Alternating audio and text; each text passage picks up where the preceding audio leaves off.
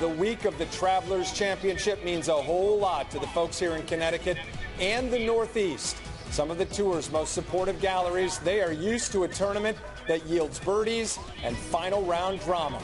A little dose of weather gets tossed into the mix from time to time as well, and we had that today. Golf Channel on site all week. It is good to be here. They're playing for that trophy. Welcome to Golf Central, everybody, and the Travelers Championship. Craig Cann and Charlie Rymer, great to be here. This guy's done a lot of research this week on the history of this tournament that dates back into the 50s. What can you tell us? Well, this golf tournament, Craig, is based on a failed turtle race, if you can believe that or not. Back in 1951, the U.S. Junior Chambers, tried to do a fundraiser. It was unsuccessful, that turtle race. I don't know how you make money on a turtle race, and apparently neither did they. But the next year, they went with a golf tournament that started in 1952, and it's been an unmitigated success ever since. These are the things you will only get on Golf Central. And we'll also let you know later that it's Julie Inkster's birthday and what that meant at the LPGA Championship. Well done. Good job. Leaderboard, pretty impressive. You got to step on the gas early here in this one. Let's look at some highlights from round one of the Travelers. And we start with it. Wait, are these Champions Tour highlights? Here's Corey Pavin on the 13th. Wait. Isn't he the Ryder Cup captain? What's he doing going out and playing a great round like he did today? Nice. Hitting 4.5 feet. Like that.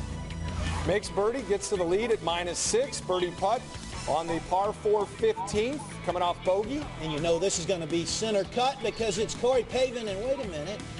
Oh, what happened there? That was supposed to go in. Walks away with par, finished at -5. Matthew Goggin, co-leader at this point at 5 under, approach to the 17th from 159.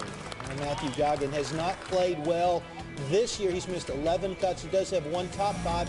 Finished tied for 4th at Phoenix. Makes the birdie outright leader at that point. Padraig Harrington at 3 under. He started on the back. His approach at 18 from 138. Well, he's now replaced Vijay Singh as the hardest working man in the game. Well played there.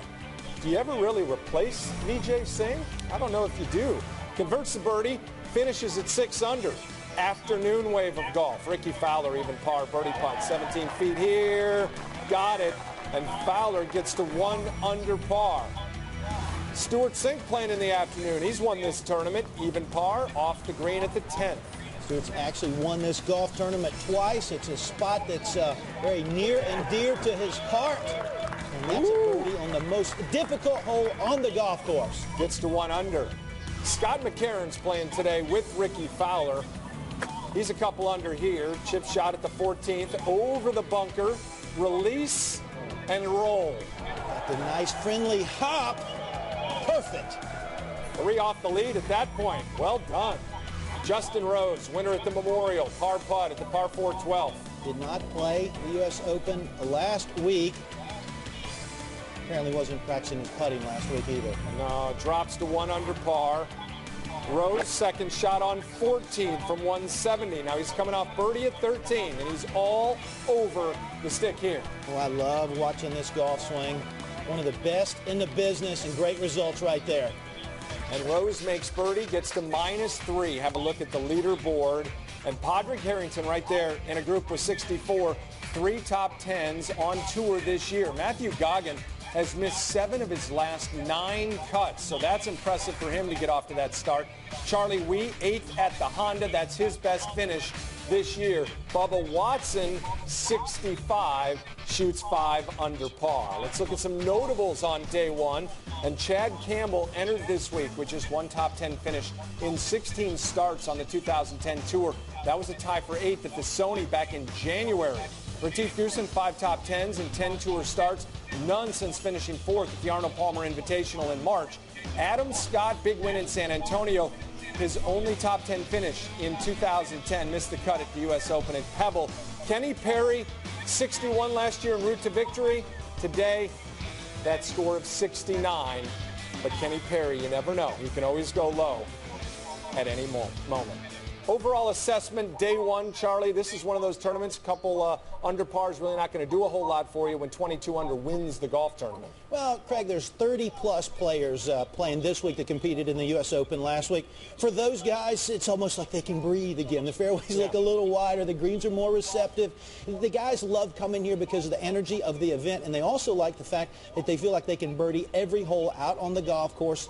The scores that we're seeing at this point are indicating that, once again, this year we're going to get to 20-plus under par to win this week. And it's a lot of fun for the guys. Now, you love a challenge. Everybody that works with you knows that. And today, we said you need a challenge. And you went out with a camera crew, and you ended up where? What are you going to show us here? Well, Craig, I love short, drivable par 4s. And they have a beauty here at TPC River Highlands in the 15th. And what I found was the most popular spot on the golf course, a bunker that's short and right of this 15th green. We'll have a look. I actually found a pairing where all three players landed the ball in this bunker. There's 3 up the right-hand side.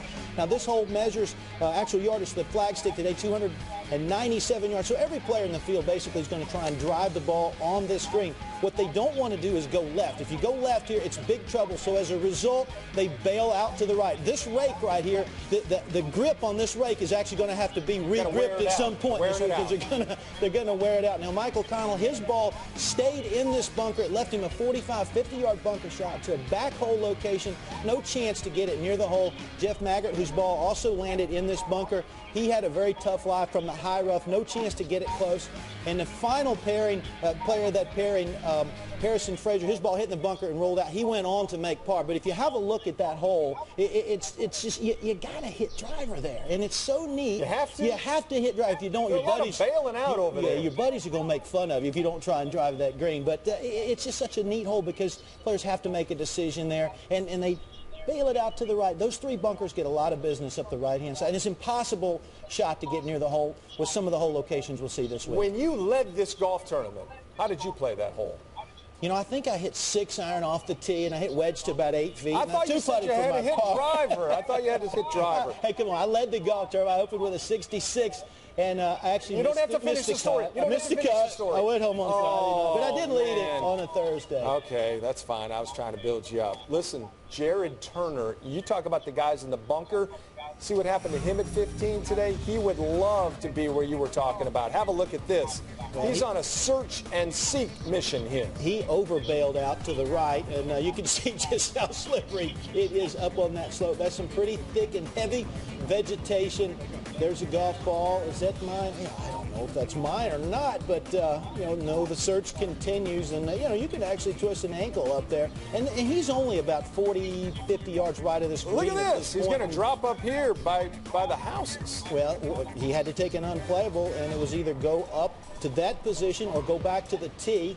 Ultimately, he ended up making bogey, but what an adventure it was. You can see his play down. He almost hold it for a 4. But it's a fascinating hole. I love holes where you have a chance to make a 2. You can also make a 5 or a 6. It's just fun to watch. It makes for high drama. You're like repelling when you're up as high as he was on that hole. Interesting. All right. Lots coming your way here on Golf Central. Much more to come, in fact. And when Golf Central returns, 50 just a number for Julie Inkster, and the number she put up in round 1 of the LPGA Championship today, pretty sporty. We'll have it. The European Tour visits Germany this week. Long travels for the likes of a weary Ernie Els. What did he have in the tank day 1 of the BMW International? Stay with us. Golf Central from the Travelers. Back in a moment.